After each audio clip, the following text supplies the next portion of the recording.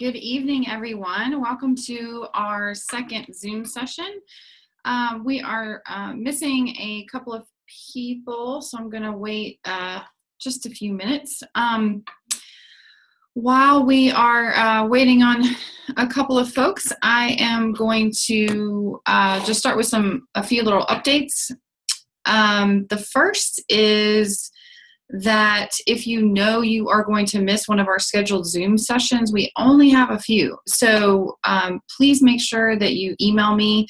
As I've said before, I do not take roles, so you are not technically required, but we do expect you to participate in all of our Zoom sessions. So if you know you're going to be out, or you just kind of space and forget that we have class, or whatever the reason is, just let me know, even if it's after the fact. So we can stay connected. Also, I wanted to jump into a little bit of feedback on your discussion board post, which I really, really appreciate. Thank you so much for your candor and being honest about just where you were and your expectations and concerns about the course and what you hope to get out of. And so I wanted to let you know that I wanted to, I had some thoughts about how to handle tonight, but I wanted to dial it back after I reviewed your discussion board post, because I want to make sure that since almost every single one of you said that you really didn't have any policy experience, I wanted to just have a chance to just talk about some really basic points that we may not have covered last time, and see if you have some just general questions, just to kind of orient us to just where we are in this course and why we take this. Even though we did talk about it in our course intro, just wanted to make sure I revisited that and see if there's any additional questions. So then after that, tonight, I really just wanted to spend the entire time having a discussion. I've posted a number of PowerPoints, which you won't have one for Unit 4, because there's just so many readings and everything's kind of a little bit, it's all historical, a little bit self-explanatory. So I don't have any summary slides for next week, but I did post an additional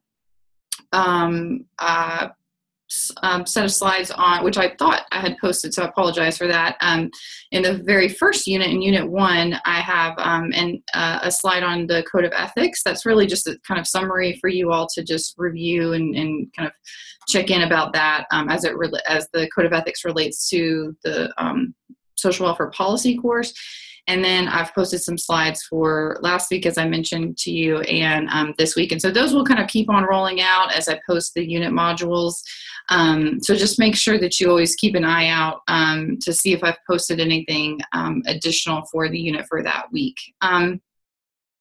So my timing on when I post things may be a little bit different. So in Unit 4 is posted already as well. So I will keep in touch with you about all of those, but just encouraging you to go back and review those slides, even if we don't have a chance to, which we never really will have a chance to go through the entire slide deck together as a class. But so I will kind of go back and forth a little bit tonight. It may be a little bit hard to follow along, but I'll do a screen share. So for tonight, we're just going to have some general discussions, and I'm going to refer to a few slides from last week's Unit 2 slide deck. I know some of you are really organized, so I'm just letting you know what I'm going to be referring to. And so I'll be looking at the Unit 2 slides and the Unit 3 slides from this week to kind of orient us. So that being said, before I kind of launch into my spiel, that's really the agenda for tonight. So we'll be chatting and discussing things just as a class from 5:30 to 6:30, and then I'll open up, and I imagine that many of you all will have questions about your specific policies or the assignments and things like that, and I'll handle all of those for office hours. And if there are specific questions about assignments, I may actually keep the recording button on just for those who may be missing this. But it looks like we have all 14 students on, so thank you for that. I'm excited about that. Maybe I won't record then. Okay, so before I launch in, are there any just sort of general questions about anything, trouble accessing stuff on Canvas, any broken links, any kind of housekeeping things before we get started? Any questions? Are y'all feeling good? You feeling ready to go tonight? Ready to have a good discussion? Glad I can see everybody's faces. Well, almost everybody's. Okay, so what I wanted to make sure that we were all on the same page about is, especially again, as I mentioned, after reading your discussion board post, is that it's kind of coming into this, that there's this idea that, or maybe just a little bit of an intimidation or lack of comfort even around the idea of policy. You just hear the word policy and it either goes in one ear out the other, the eyes start to glaze over, all of those kinds of things. And it just gets really, it can be really challenging. And so I wanted to make sure that I reiterated the point that every single thing that you will do in this field, this is your chosen profession. Social work is what you have chosen to do. And every single thing you will do is impacted by either directly or indirectly by some level of policy. So every single thing that you do, there's not going to be anything that you do that is not related to policy. And that's one of the core reasons why the Council on Social Work Education only accredits social work schools that address issues of social welfare policy. It's part of our accreditation. It's also covered under your licensure rules in your individual states. Typically, you will not be able to get your LCSW, or in Tennessee, you can get an LMSW or an LAPSW, whatever that looks like. In some other states, it's an LICSW. So typically, you're not going to be able to get those advanced licensures without having attended an accredited social work school. So you've kind of met that by coming to UT. We are accredited. And so all of those things kind of fall down, sort of trickle down. And just that alone is an example of how policy directly impacts your life and your chosen profession. That level of policy is a combination of organizational level policy and state legislation. So, and just to break it down a little bit, I'm just using this kind of a case example. The Council on Social Work Education, or CSWE, would be considered an organization. So they have set forth policies about how they accredit certain, or how they accredit institutions. So all of those policies that they say that, in our world in academia, we're focused on the course competencies. And so in your syllabus, those are course competencies. Those are actually a direct result of policies that are set forth by our national accrediting body that every social work school has to kind of fall under. We are required to address these policies, and we get audited. I think it's every 6 or 7 years or so. We actually at UT are having our site visit coming up, I believe, later this year. So they actually come and do a visit, in person, to make sure that we're following all of the policies that they set forth. So that, in a nutshell, policy. But that's organizational level policy. And the vast majority of what we're going to be talking about in this course is more, policy as it is, where we're really looking at laws. So that's we might use the same term, policy, and it does refer to both, but we are going to be looking at kind of political social work, what we might call legislative advocacy. And these are all different concepts and arms of the larger social work profession. So we really have this opportunity as social workers to take a step back and look at everything that we're doing, especially individual client level practice. There are macro issues, these larger system level issues or 30,000 foot issues, whatever you want to call them, that it directly impacts how you work with clients. So there are, even off the top of my head, I could give you, many, many, many different case examples of how a law that is passed at the federal level, federal legislation, state legislation, how all of those things trickle down and make up and have a direct impact on what you are able to do with a client, all the way down to how many minutes you're allowed to see them, what services you're able to provide them, what your reimbursement rate is. I mean, the policy gets translated.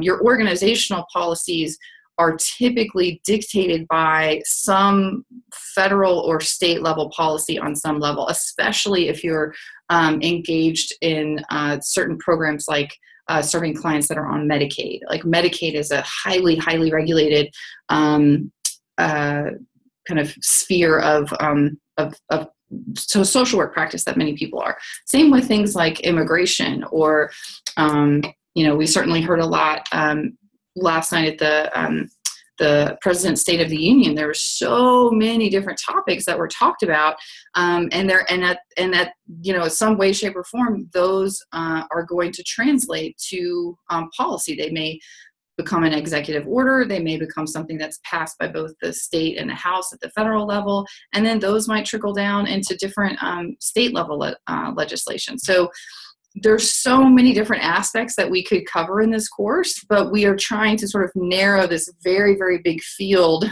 sort of kind of funnel it down, narrow it down, and focus on state level policy, which is why your policy briefs, you have to pick a state level policy.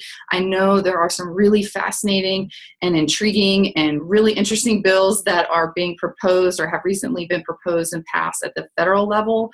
But just for your own sanity, I've capped that off, and you are not allowed to select a federal policy for your policy assignments. And it's simply because they're too big, they're too complex, and you just don't have time. It's much easier to pick something that's happening at your state level, and then kind of unpack that piece by piece. So that was what I wanted to say to sort of orient everybody. Does that make sense to you all? Can I get some feedback about that? Does that help address some of the, I'm not really, this is really big. I don't really, how are we going to, take, individual bites of the elephant? How are we really going to address this in this course this semester? Does that explanation help at all? Yes, few nods, few eyes still glazing over. Yes, absolutely. Totally agree.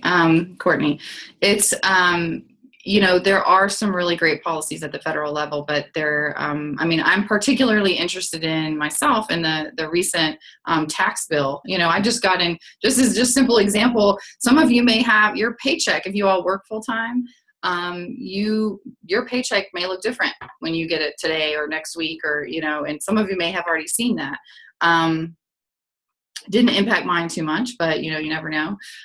So you can see that might be something that's really interesting. That was federal legislation, and that's going to translate directly into what your employers are required to do. That is, becomes, direct, impacts you, directly, really, no matter what, no matter what field you're in.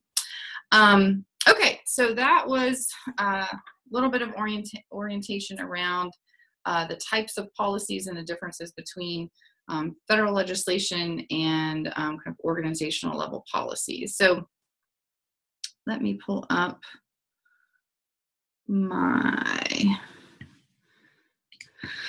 going to pull up our first slides.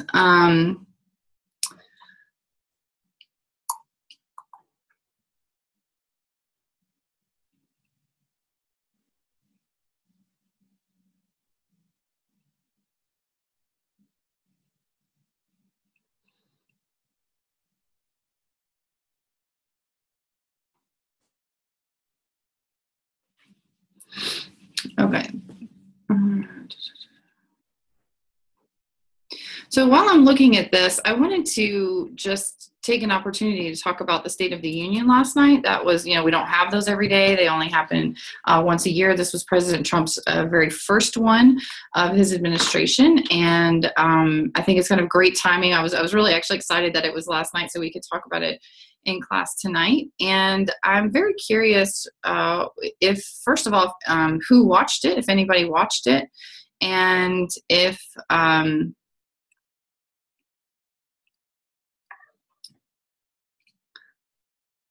so I'm really curious who, I'm just going to stop there. So who took it upon themselves to watch it live and reflect on it, and anybody want to share? what your kind of reactions were to it. This is kind of history in the making, current events for everybody, regardless of our individual political persuasions. I watched the recap. I didn't watch it live. I'm happy to give my thoughts on the recap. Sure. So Trump has, I understand from his background as a business person, he's a deal maker, and I get that. So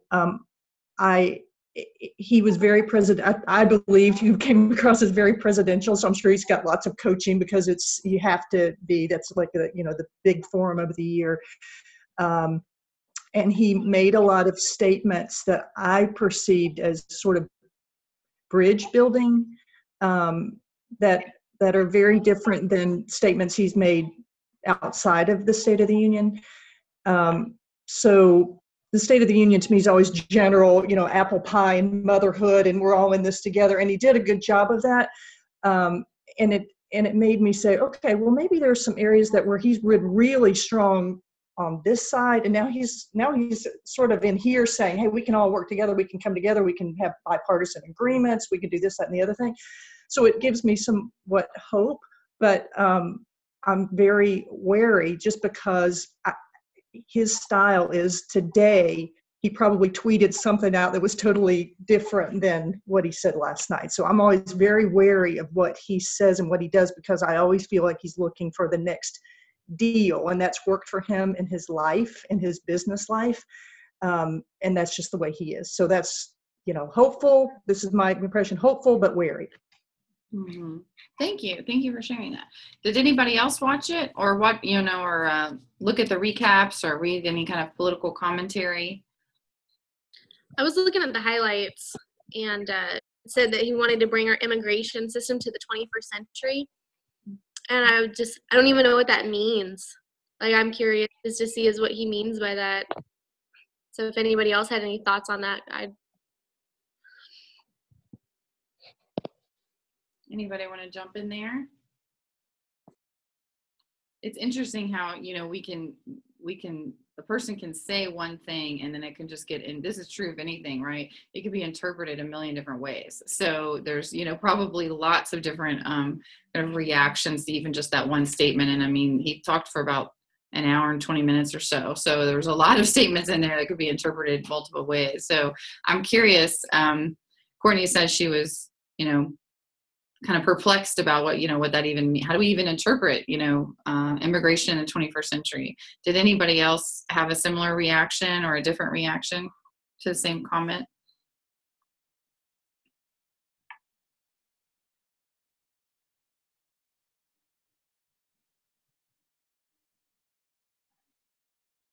Nobody? Oh, I was gonna just mention it's not a real answer, because I don't know what immigration in the 21st century is supposed to look like either. I don't know what that means. But if I were to guess, or my interpretation of what that would mean, it would suggest that, now that we're in such a globalized society, we can reach the other end of the world in a matter of hours and in a matter of seconds if we're on the internet. I know that comes with pros and cons. Bad things can happen too in a short amount of time. But I would have thought that 21st century immigration would be more open borders. And I don't think we're going to see that, not with the current administration. And so, Trump and his administration, their idea of 21st century immigration could be closed borders, and that's what I would think. That's what I'm picking up from them, and so I guess that's what I would expect. I think that's what we will see more of, but that would be at odds to what I would have expected or wanted from 21st century immigration, whatever that means. Yeah, and I think time will tell. We'll kind of have to see what. We'll have to see what comes to pass. We've been struggling to pass that kind of wholesale reform, immigration reform. So it really can, I think we'll see, because you're right. We can't really interpret it, or it's kind of hard to interpret when we, don't necessarily know what's, what they're going to propose or what's going to happen. So I wanted to take a moment, and I think, Katie, this is a really great segue from your comment, is that, and I really want to spend some time on this, because I think sometimes we just miss it. And so I want you to make sure that you think about this when you are choosing your policies and when you're analyzing your policies, and really when you are doing anything at all, in social work. It's just so important to take a step back and think about the values that influence the legislation and policies that we have. So, and this idea of, 21st century immigration, and is it, open borders or is it closed borders? If you just look at that one kind of that one binary, open or closed, there's values on both sides of that. And so this is just a list. This is not exhaustive, but it's often what we can sort of track back down to, because when we start analyzing policies, because there's no policy that is created that does not have some value that undergirds it. There is always, policies are typically driven by values. Like you don't necessarily have a policy that doesn't have some value behind it. And so it can be very, very intriguing, and you can get schooled pretty quickly when you start to really unpack what the values are that are driving certain policies, anywhere from things like immigration to, this whole idea of like welfare to work. There's, we could just kind of go on and on. So taking that example of immigration and closed borders versus open borders, and it's fine if it's not on this list, but what do you think some of the values are that would be behind a legislator supporting a policy, let's just say, for closed borders? So if you're in Congress today and you're going to be working with your political party on developing legislation that for immigration reform that would work to, really kind of trim down who was allowed to immigrate into the country, what values do you think would be supporting that position? Nationalism. Okay, speak more about that. And I have another sort of view of that, but nationalism where there's a strong value of being a native, I guess, being a Native Americans or ancestors have been here long enough to be considered not immigrants, I guess, but the thought that, and maybe that sort of bleeds into group superiority also, probably does in some ways, is that if we let people in, we want to be sure that they're like us, or they're what we perceive as good. But sort of related to that, I think, and I don't know if it's maybe an excuse, but sometimes safety gets attached to that. And I know that came out in the speech last night, that it's like, oh, wait, yeah, we're not really like that, where it's really all about being safe, when it's, which is that's a valid value. That is a valid value, but not necessarily when it's bled into more sort of making an excuse for being, group superiority or nationalism. Yeah, and I'm glad you brought. Thank you for that. I agree with you, and I'm glad you brought up that issue of safety, because it's such a it's a core, it's a value, it's something that we strive for, but it's also biological in nature. It's extreme. Just think about neurophysiology. Think about how we react, how our brain responds to fear. Think about how easily people are controlled when they're afraid. So it's like, if you bring in this issue of safety, it can very quickly devolve into just fallacy, that especially, I think there were some examples last night that tried to kind of, pigeonhole certain populations of people and equate a population of people to a lack of safety. When in reality, if you look at, actual evidence and statistics, that's just simply not true. It's just, it's very difficult to pigeonhole an entire population of people into one thing or one characteristic. And that's certainly, so we can kind of you can really get into the slippery slope of kind of putting out a message that really vilifies, certain people, especially around issues of safety, in order to support your point, which is probably more realistically based in issues of group superiority and nationalism, like you mentioned. So there's lots of those little threads that you can start to pull when you really unpack policy statements and position statements, and we heard quite a few of them last night. What are some other interpretations about what might be supporting closed borders for immigration policy? I would say I think efficiency and practicality. Sorry, I missed it. Efficiency and practicality. Tell me more about that, or tell us more about that. I guess I'm just thinking in terms of, if we're talking about illegal immigrants, just kind of the pressure that it would put on the healthcare system. So, if people show up to the ER, then they need to be treated just by ethically, but they don't have healthcare likely, and so that's straining the system a little bit, and not a little bit, a lot. And I mean, I was just thinking about an example. My husband and I lived in Australia for a year. He was transferred there for work. And one of my friends ended up coming there for her honeymoon, and she got sick and went to the hospital there. They treated her, and she had no payment whatsoever, and she is an American citizen. But on the other hand, Australia is an extremely protectionist country. It's extremely hard to immigrate there. So, if it's a few visitors here and there that are going to the hospital, it's a lot different than actually people coming into the country. They're also an island, so they don't have issues with borders. So it's just, it's a very different. She thought the healthcare system was so great compared to ours, but then they also have a lot of things.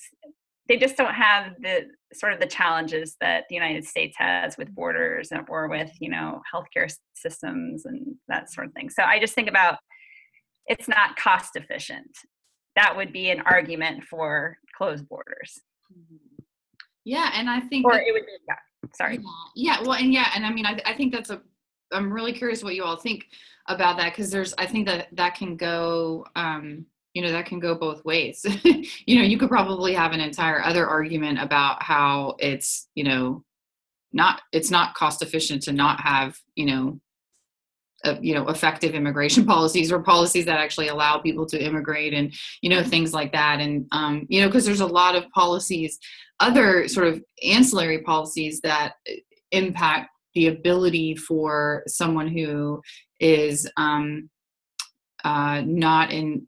sort of legally registered in this country, not a legal citizen.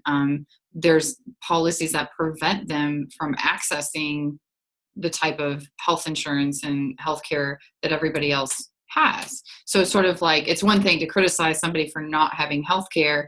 You also have to kind of look at the larger picture and say, well, why don't they have healthcare? And so, maybe a different solution might be to help people who might want to pay for healthcare and get healthcare and could afford healthcare, but they just simply can't because of their documentation status. So there's lots of really, really, really complex issues in all of this, but I definitely agree with everything that y'all have said so far about these different values, and especially, it goes back to the first CTE, where, why one of the things that several of the questions really asked you to investigate what the values of your elected officials held, and to see if they actually represented those values through their actions, through the legislation at the state level that they supported, whether they're in the House or the Senate. And so a lot of those are going to track back to, things that may be represented on this list. And, it's important to understand, where does that fit along the continuum of what you believe? And, so do you agree with how they're choosing to support you? Because regardless of your political affiliation, they're supporting you. They are your elected representative. So it's interesting to see how all of this sort of shakes out. And it helps to understand really where somebody's coming from. And like, for example, there are like Senator Corker, who's retiring from a senator in Tennessee, one of the two.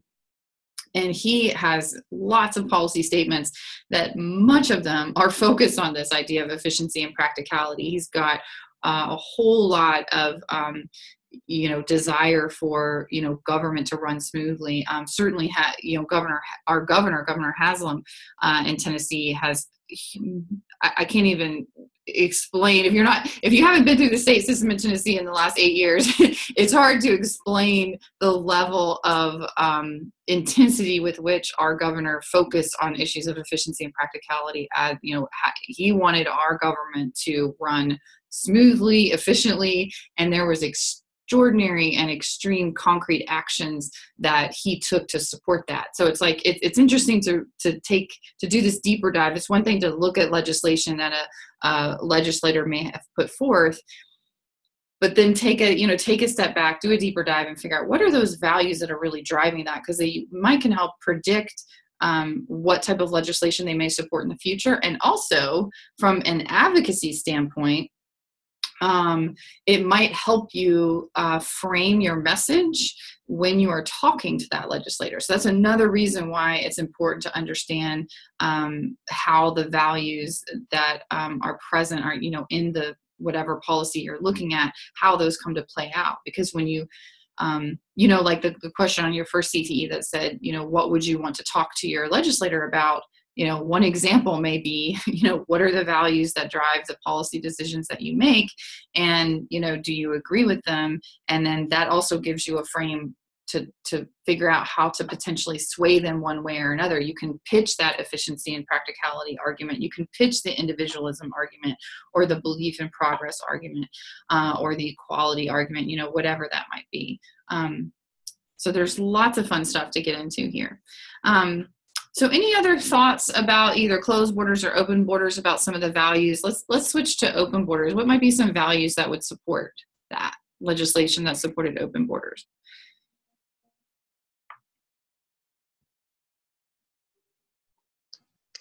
Well, I think, like Donna touched on, safety and humanitarian concerns for closed borders. I think that also reflects open borders values as well. People who are fleeing their country to find safety, to build a better life for themselves and their families. An open border policy would want to embrace those people, help those people, and get them in a place where they can do that. Mm-hmm.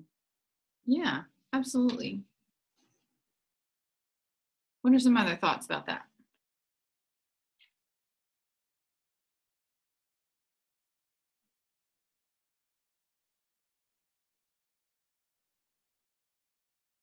Okay, well, we can keep rolling on. And before I forget, Christine, you reminded me that which I'm not sure if you knew about, this issue that is present in Australia with people trying to illegally immigrate or illegally move to Australia.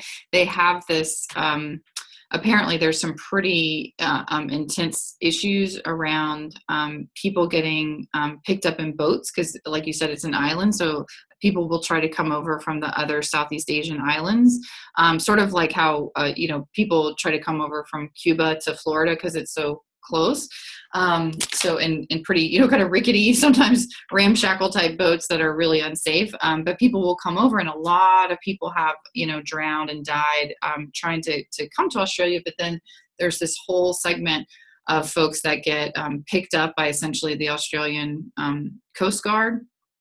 and they get taken to an island. They won't actually bring them to Australia for some of those reasons that you mentioned about protectionism and not wanting people to, immigrate. But then what happens is they just sit and they languish in these facilities on this island, or just for sometimes kind of in perpetuity, just for a very long time. And so it's become, from what I understand, a pretty politically divisive issue in Australia for how the Australian government is choosing to handle the people that are trying to come into the country, because it's, we don't have necessarily a similar example for America that we'll bring them in and then try to process them and then send them back, but they're like not even coming in. They're sort of sitting on this island. It's very interesting there. I guess you could sort of equate their treatment of Aboriginals is pretty horrific over there. Yes. And I was there I had a work visa, but just to get a part-time job, I had to take a course. They would not let me get any sort of work until I paid money to take a course. It's not like I could go to become a barista. I would have had to go to coffee school for 6 months. They make it very difficult there. Wow. Yeah. That's fascinating.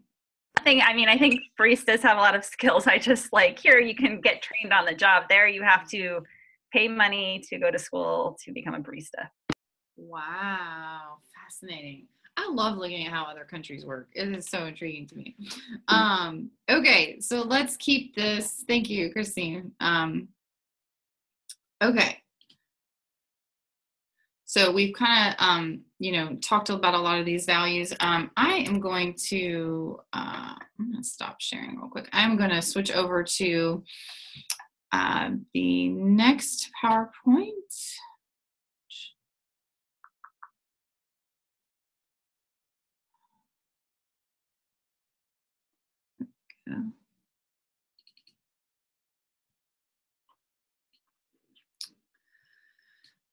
Okay, so we're going to jump to the class 3 PowerPoint, and I wanted to talk, jump into this whole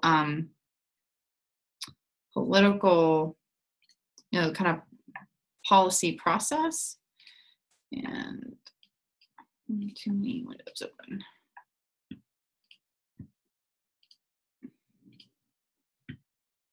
Sorry. Okay, there we go. So jumping into this process that many of you all, well, all of you all will be going through with regard to your policy briefs, I wanted to make sure that we sort of tracked through a couple of these issues and talked about them in kind of larger context, and then see if you all had any questions. And the first, so we're going to go through, we won't have time to get to all of these, but I wanted to get to at least the first part of these and talk some about the importance of just sort of following this process. And I think that this will also help address, at least I hope this will also help address the issue of just sort of feeling overwhelmed and not really knowing where to start. So when you are focused on selecting your policy, and I think that I've gotten some emails. I know many of you all are making some progress in this area. So if you haven't yet made any progress, this is a great place to start. So figuring out, going through this 5-step policy process, looking at problem identification, this is a great place to start. So we have, many of you all are very passionate. That was very clear from your discussion board post. You're very passionate about specific populations of people, veterans or military or immigration or, health issues on healthcare, things like that. So policies and specifically legislation can be really, really tricky. And so when you're doing an analysis, identifying the actual problem that the policy is trying to address is key. And that may sound really obvious, and it is, but sometimes, and in fact, even often, you will have legislation and policies that are, actual bills that people introduce, and it's the problem that the bill is trying to solve is nowhere to be found. It's essentially legislation in search of a problem. So sometimes, and when that is the case, things can go haywire very quickly. You might have all kinds of unintended consequences when you really are unclear, when your legislators are unclear about the problem that they're trying to solve. Additionally, the questions like, what do we know about the problem? Sometimes the problem is, and I'm being totally serious when I say this, sometimes the problem is like an N of one. It is a neighbor or a friend or a relative of the legislator who talks to the legislator and says, this is a really big problem. And so the legislator says, yes, that sounds terrible. I agree. Let's go fix this problem, and introduces legislation. But in reality, it's not really a big enough issue, or it's not really an issue that that really would even warrant the passage of legislation. But the legislator feels very passionate about representing the issues of their district, and this is an issue that has come to the attention of the legislator. And so here we go. We are going to go off and try to fix this problem. So when you're doing your analysis, figuring out, asking questions, doing research on what is the problem that they are trying to solve.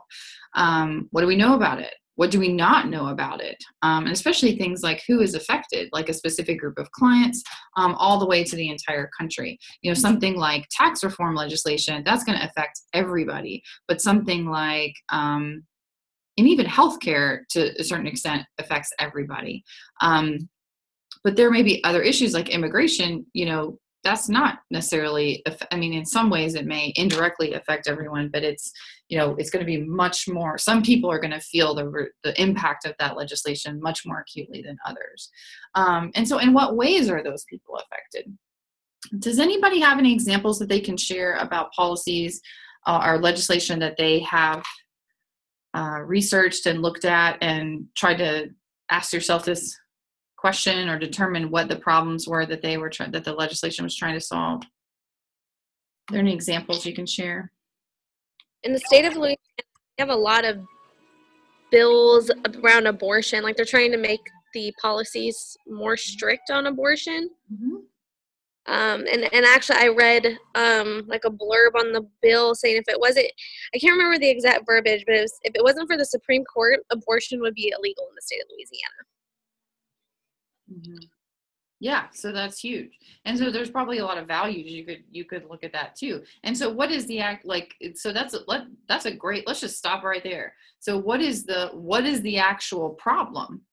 What is the actual problem that legislation that's essentially trying to ban abortion, what is the problem that legislation is trying to address?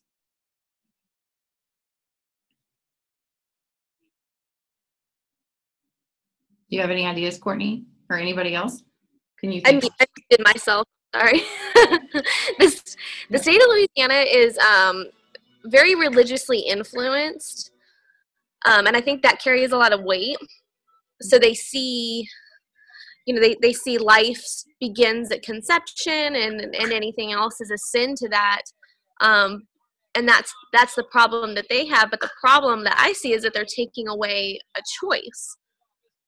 And that because like they're trying to make it to where abortion is only going to happen if the safety of the mother is in jeopardy. And so what about rapes and things like that? It's a really complicated issue. It's especially interesting from a historical perspective because I think for a long time folks sort of thought that issue was sort of solved. There was no, it was kind of, Supreme Court, made a decision, and then, but then it's been interesting to see how a lot of states, not just Louisiana, I think Alabama has had quite a few, similar things. So a lot of states have tried to pass laws like that. And so depending on your lean or how you view this may actually influence what you articulate to be the actual problem. Just like you said, like from your position, you identify the problem as being a lack of choice. And then for others who may support the legislation, they may identify the problem as being, abortion is a sin, or it goes against our essentially our values, our beliefs. And so we want to legislate how people are basically prevent them from having choice about how they handle their bodies. So it's really, this can go a lot of different ways. And so when you're analyzing this, it's really, there's some pretty nuanced things that I'm going to be expecting you to do is really look at this objectively. A lot of the issues that you may see come across and get passionate about analyzing, you may have very strong reactions to, you may feel very emotional about, you may have very subjective opinions about, all of which are valid, but much of which does not belong in your analysis. So it's really important that when you're looking at this, looking at your analysis, that it's as objective as possible. You want to be able to present both sides of the argument equally. You want to be able to articulate both sides. You want to avoid rhetoric. You want to avoid using language that's not supported from evidence, actual sources, the legislator said this, or, this statistic about this population says this, and it's from a reputable source. You really need to be fact checking and source checking all of the information that you use. And then lastly, you really also need to be framing your analysis, at least in the discussions and recommendations section, totally and utterly on the foundation of the social work code of ethics. So looking at the values and principles of social work, where does this issue lie? And even something like abortion may seem very straightforward when you read the code of ethics. And we would say as social workers, we're going to support, we're going to be pro-choice. But when you actually start to unpack it, there could be different interpretations of the code of ethics. A lot of times, we hold out the code of ethics like it's this sort of concrete document, but it's ethics. At the end of the day, it's ethics, which means that you are going to have potentially different interpretations about something that may seem very straightforward. So looking at all of that, and I'll be looking for those types of nuances, like how are you articulating all of those different issues? How are you able to, especially concisely, because at the end of the day, your brief it's brief. It's only 1 to 2 pages.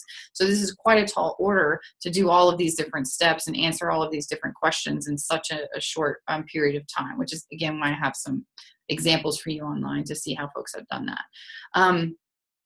So any other thoughts about problem identification or social work code of ethics and general policy analysis things that we talked about so far?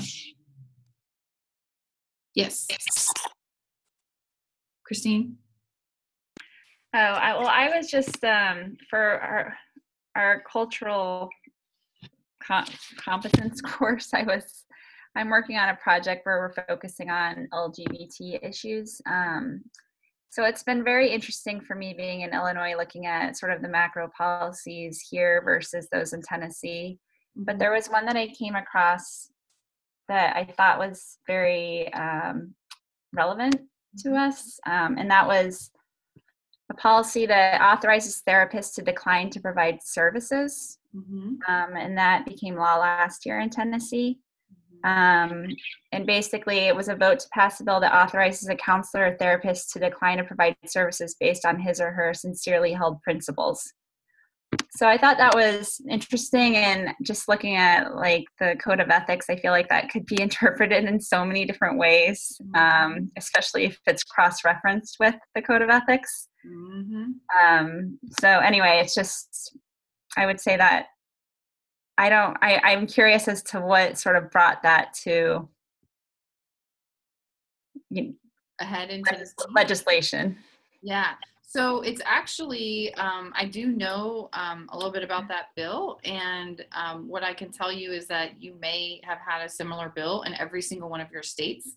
It may or may not have passed, but the reason for that is because the national party, essentially there is, it's actually pretty brilliant when you think about it, because it really is it's a collective impact approach to kind of changing policy, changing culture, changing laws, influencing our daily lives across the country. Is that there's a central body that differs for kind of Republican leaning policy and Democratic leaning policy, but there's essentially groups that will write legislation, and then it gets passed around at the state conference or the national conference for state legislators, which happens every year.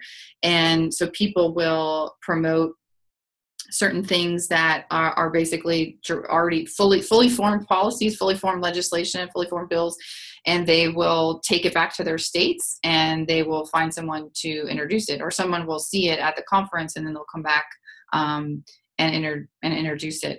That's also how we have things like,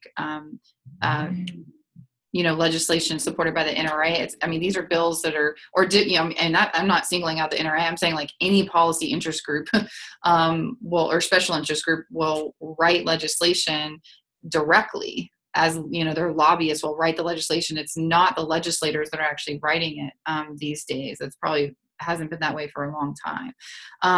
So that was not something that was birthed in Tennessee. That was something that was birthed nationally, that was spread around to multiple states. I believe they tried and failed to pass it in Minnesota. And I imagine some other states, but they tried and failed to pass it, I think, a few years ago, and then it came back, which is often what you might see. So when you're choosing a policy, part of your job will be look at the historical piece of that and see if it, what is the history of that policy? Have folks tried to bring it up and pass it or not? So that particular policy is just something that was able to garner support, probably for similar reasons as as Courtney was talking about in Louisiana. Just kind of one of the values, again going back to the values, is kind of freedom of choice and freedom to have business practices that are supported by your personal values or biases or beliefs, or, however you want to say that. I think it's particularly interesting because in reality, it's already legal to do that. So it's not, as social workers, it's actually like, if you feel you can't competently serve a client, regardless of the reason, whether that's your personal prejudice or your personal bias or your personal beliefs or your personal lack of experience with that population, regardless of the reason, if you don't feel you can provide them the best possible care, then you are really encouraged to refer that person to a more qualified practitioner.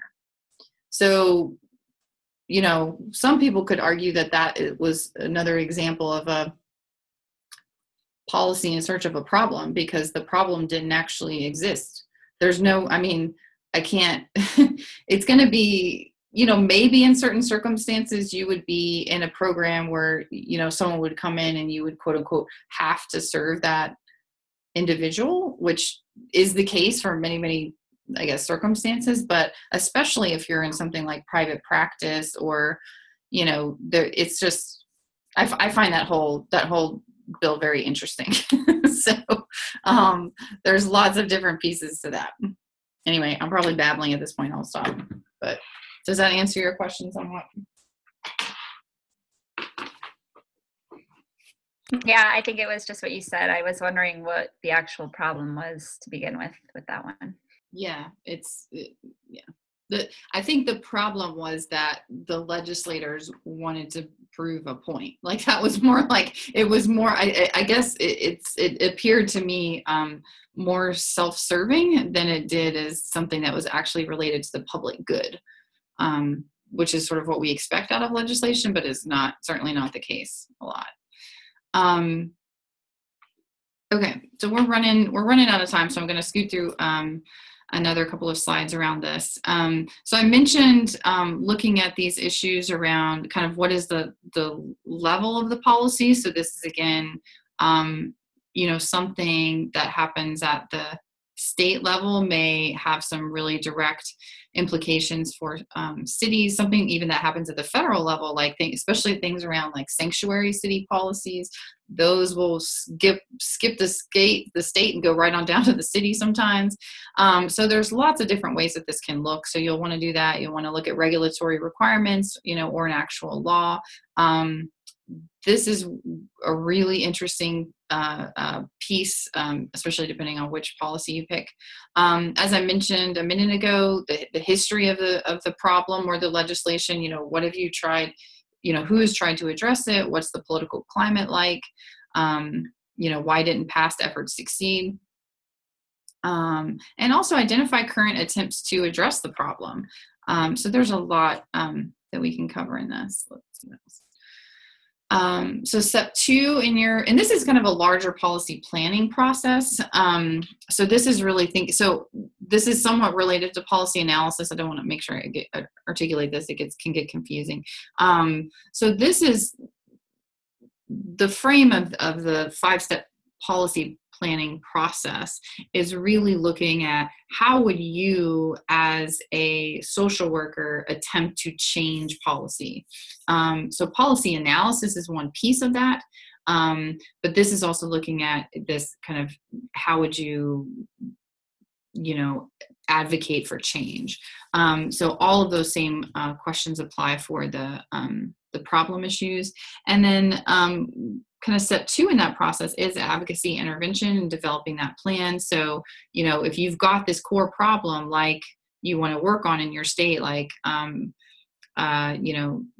open access to abortion or open borders for immigration or, whatever the issue is, you want to figure out what the problem is. You want to define a goal. You want to define a broad statement about what you hope to achieve. And also you want to frame it positively. So what do you want rather than you want to reduce something that's going on. This is kind of typical. You're going to be able to get further faster by kind of promoting positive things. Typically, not always, than reducing negative things. There's a number of tips for writing goals and objectives that are posted under this unit that you can look at this. Okay, so we're gonna skip through this. So I'm gonna talk about unintended consequences and then kind of open it up for questions for office hours. So unintended consequences is something that can be really challenging to analyze. And certainly when you're actually trying to affect change, you want to make sure that you're doing an analysis around what the potential unintended consequences are for your the policy that you're trying to advocate for or against. And so understanding, no matter how potentially positive something you think is, or how much it may supposedly focus on the public good, there are going to be consequences to each and every aspect of that bill, and so sometimes they can be small and sometimes they can be really drastic. They can be positive or they can be negative. Sometimes you have these unintended consequences that wind up being like a huge boon, for everybody. So some examples of unintended consequences are in things like, we don't have prohibition anymore, but when we did, there was a huge increase in, speakeasies, or basically the, illegal manufacturing and distribution of alcohol. There was just this huge kind of underground kind of black market for alcohol. The war on drugs has innumerable unintended consequences that we will probably focus on more when we get into the criminal justice unit later on in the semester, but there's huge. Can anybody think of some unintended consequences for the war on drugs, which is essentially a policy platform from many, many administrations? You can't even really tie it at this point to one. I mean, it started several presidents ago, but it has been around since, the 60s. So what do you all think some of the unintended consequences for that are? Prison population explosion. Yes, absolutely. What else? I was just reading from one of our classes, the Spirit catches you and you fall down. And there's that whole historical part of it that I didn't even realize, where the CIA basically recruited the Hmong population in the Vietnam War, and they were harvesting opium. Mm-hmm. And essentially that's what got thousands of soldiers addicted to opium. So I had no idea of the history of that, but essentially America was responsible for that initially. Yeah. Yeah. The actual government Yeah, that's was responsible for the opium epidemic. yeah. What are some other examples? Some other unintended consequences? That movie that just came out, American Made, where the CIA recruited a pilot to bring in cocaine into the country, and that's how I can't remember his name now. Mm-hmm. I can't remember his name now. The man who of the mafia. Anyways, Pablo Escobar. Am I saying it right? Yeah, I think so. Well, so that's how cocaine got into the country, and the CIA just trying to fund their projects, and then that's how they did that. Yeah, it's really fascinating. There's so many things that the government is responsible for that have had really interesting consequences. So, and there's lots of implications for, racial inequities with the war on drugs. You can have something, if you look at our laws, you've got cocaine. Like if you're found with, a gram of cocaine, you get like 1 sentence. But if you're found with a gram of, crack cocaine, then you get a different sentence. And, there's numbers of, there's definitely several examples around that have had really dire consequences for, whole populations of people, just kind of based on certain aspects of the way that the policies and legislation related to sentencing and, consequences, just basically like, okay, if you're caught with this amount of pot or this amount of cocaine or this amount of heroin, and it varies, and there's not really a good, rhyme or reason for it, but it's actually meant to target certain populations. So we could kind of go on, and we'll definitely have some more examples when we get into the in the criminal justice unit for that one. So just to sort of wrap this up, and I wish we had time to sort of talk about every single thing, but we just don't. We only meet for an hour. So there's a lot to cover. There's a lot summarized in the PowerPoint slides that really try to hit some of the high points from your required readings. So just know that if you're feeling overwhelmed with the policy analysis process, it's because that's okay. It's normal, especially if you've never done it before. But it just is a really, if you take it step by step and you follow the everything that's outlined in the text and around the policy analysis process, that you will get there in the end. I'm here to support you as you work through this challenging process, but for the most part, all the students that I've had before, this is a huge learning opportunity. They've really enjoyed sort of, because you really get to pick, you individually get to pick an area that you are really excited about or really angry about or, have really strong feelings about, and you get to really do a deep dive and do a lot of research in this area. So it's a great learning opportunity, and I really look forward to working with each of you on all of these. So I'm going to stop there and see if there are any questions around any of the assignments. I did want to clarify one thing before we jump into office hours is, and I think this might have been confusing from our last time together, so I wanted to articulate the differences in expectations and requirements around your policy brief that is graded and the potential extra credit opportunity. And so you can be in any state, anywhere, any student, and work on the extra credit opportunity. But if you also want to participate in the Day on the Hill in Tennessee and compete for the policy poster competition, you do need to pick a state of Tennessee bill filed in 2018 that is supported by the NASW Tennessee legislative priorities list, which is posted under the NASW Tennessee module. It's right above the policy resources module on Canvas. So there's a lot of information in there that talks about the specific Day on the Hill, the policy poster contest rules, all that good stuff. So there's sort of this, it's kind of like two things that are happening at once.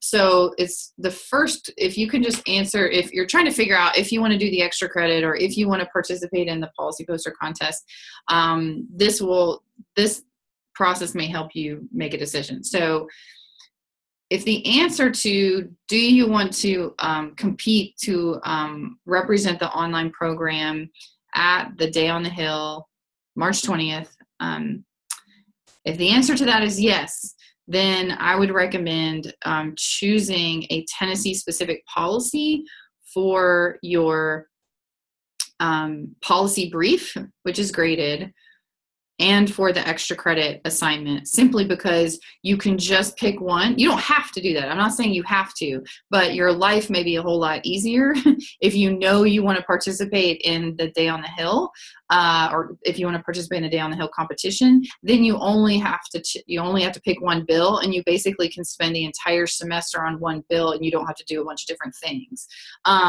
So if you know you want to do that, I would say, even if you don't live in Tennessee, go ahead and pick a Tennessee bill, because there are requirements. We can't talk about a whole other state at the Tennessee Day on the Hill. So that is somewhat limiting if you don't live in Tennessee, but our bills are pretty accessible, and I can help you with anything around that.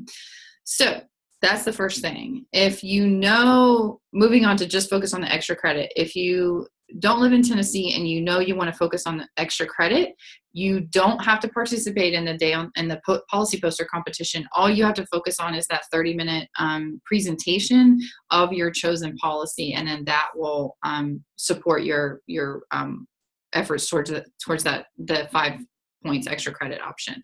That can be, again, the same policy that you pick for your policy brief. So then that way you're not doing a whole other round of research and policy analysis and all that kind of stuff. So you can basically translate your policy analysis paper or your policy brief into a 30-minute presentation on that you and I will set up a time to present on, and that will be your effort towards the extra credit. If you don't want to go for the extra credit, all you have to do is focus on the requirements for the policy brief, and you can pick any policy of your choice. If you don't live in Tennessee, I strongly recommend that you pick a bill that is current. That's the big thing. Don't focus on something that was from 2015. Focus on an active, currently proposed bill.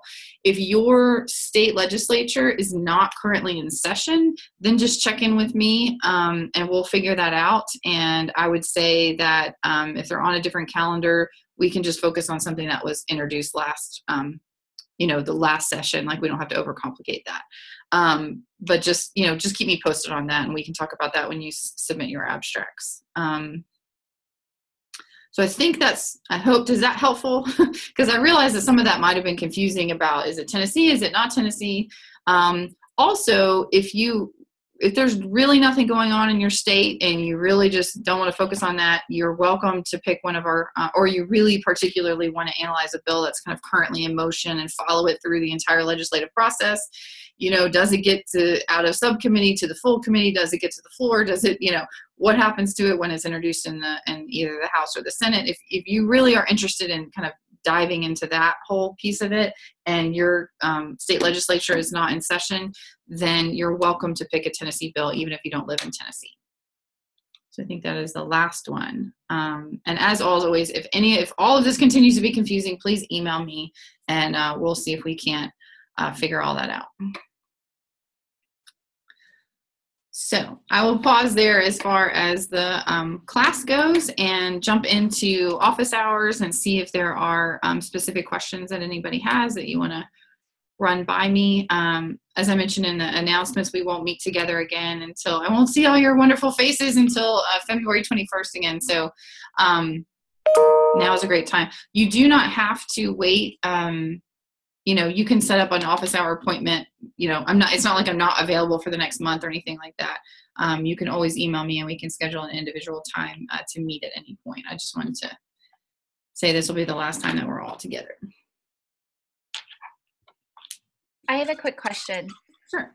The Illinois General Assembly website is very not user-friendly, unlike Tennessee's, which I've checked out.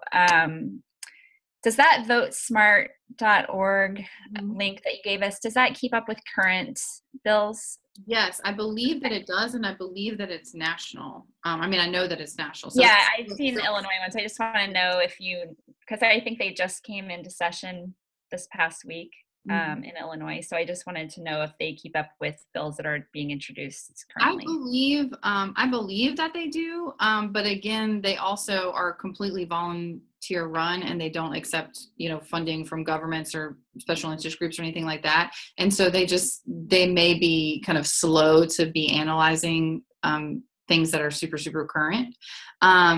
So that you can try, but I can't guarantee that will be something that will be helpful. What I do want to recommend about that, and in fact, I have this up, I'm going to share really quickly. So what I'm about to show you, this report I'm about to show you is specific to Tennessee, but I would imagine that you all will have groups in your state that produce similar reports. So that's why I'm showing it to you. So there are several links under the policy resources to link to the Tennessee Commission on Children and Youth, their legislative reports. So as you can see, this is one that is from January 26, 2018. So this is very, very current. And there is a legislative policy analyst that works at the Commission on Children and Youth, which is a quasi-governmental organization that actually has the ability to work and advocate. Is actually their job to advocate for political issues. And one of the things that they do is they keep us informed, and they keep us informed by generating this report, which is very current. And the man who does this, his name is Steve Petty, and you can get on his email list, everything. So if you're interested in following Tennessee bills, and especially bills that are related to children and youth, but they have a very broad like commercial law, like you might not think that has to do with children and youth, but look, it has to do with beauty pageants. So there's lots of different things that you're going to find in here. So this is a really great place to go and get kind of bill summaries. And so it's possible, like in Illinois, like Christine, you're in Illinois, or Courtney, you're in Louisiana, you may have similar organizations in your state that help to, put this information out there. So it might be helpful for you to first find a good source of information that's going to help you get updated, especially like in Illinois, you said it's really hard to find the bills, and also if they just went in session last week, you may not find that or you may find that they just don't file bills for a while. So you may be kind of stuck in that issue of just having to sort of watch and wait. So I would highly recommend to do some research to find an organization that's going to put information like this out there.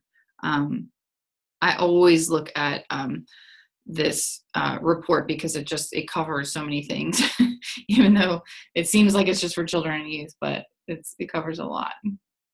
Okay. Does that help a little bit, Christine? Yes, thanks. Okay. Any other questions? Professor Stowe, on the opportunity, I think you explained this. I'm just asking for clarification. Is the poster only required if the project is selected for the social work day? Yes, and I will work with you directly in helping to develop that, and the University of Tennessee will pay for that poster to be presented and delivered to the Capitol on Day on the Hill for whoever wins. Okay. Yeah, or whoever wins, whoever's selected to participate. Yes. Okay. But it's only, yeah, and then there's also a lot of extra work that happens with your, which is why I was trying to be really transparent about how much work it was, especially over spring break, is that your 30-minute presentation on your bill will have to get trimmed down to 5 minutes for whoever is selected. And so you have essentially this 5-minute presentation that you have to be on lock, because they will cut you off and you will lose points if you are not, like, if you are not 4 minutes and 58 seconds. So that part's really important. So you have to do a 5-minute presentation, an abstract, which you pretty much will already have, and then a poster. And a poster is a visual, it's a literal poster. It's very big. And it is essentially your 1 to 2 page policy brief in a poster format. So it will be some extra work, especially graphically, to put all that in there, but you should have all of the information already from your presentation and your brief that will go on that poster. There's a few little bits around the NASW Code of Ethics and the legislative priorities that you'll need to put in there, but and there's a rubric for that that's available on the website. Yeah. Thank you. So, and just a quick note, so I had sent an email, won't take the class time for that, but I had sent an email with just some thoughts for your approval. And so just when you get a chance. Yes, I will respond to that. Yes, thank you. Thank you. Mm-hmm.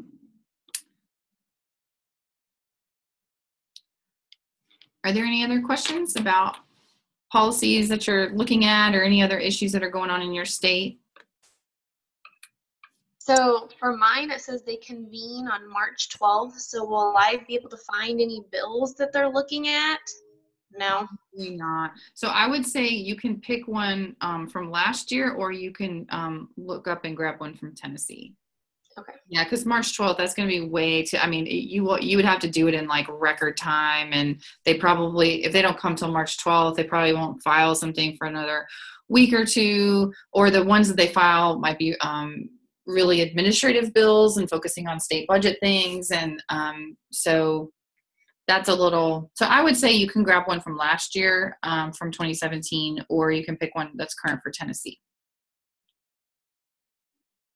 That's an odd time. March 12th. Interesting. I think I'm looking at the right thing. It says House of Representatives. So it's probably, yeah, that's why I wanted to make sure that, I wasn't assuming that every single state followed, our calendar. And it's different. We, in Tennessee, we just recently filed that, people can only sponsor 15 bills. You used to have unlimited bills. Unlimited. You could file 410. It didn't matter. But now you can only file 15. So you're going to be really particular about that. Also, it may impact the timing. And under this administration, they have started to get out very, very early. They used to be in session all the way and not approve the budget all the way to like the end of May. And now they're basically out in like April sometime. And that's been a huge shift as well. So the timing, since we are operating in the real world, the timing for all of this doesn't always work out the way we would like it. But thank you for being flexible on that, Courtney. I imagine that's a little frustrating.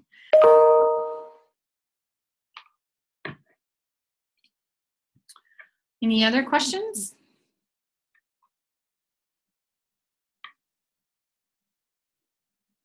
Are there any questions anybody wants to ask if you want me? Because I'm still recording this because I thought we'd have some general questions. So I can stop recording, and which I think I will go ahead and do, and then we'll see if there's any other questions.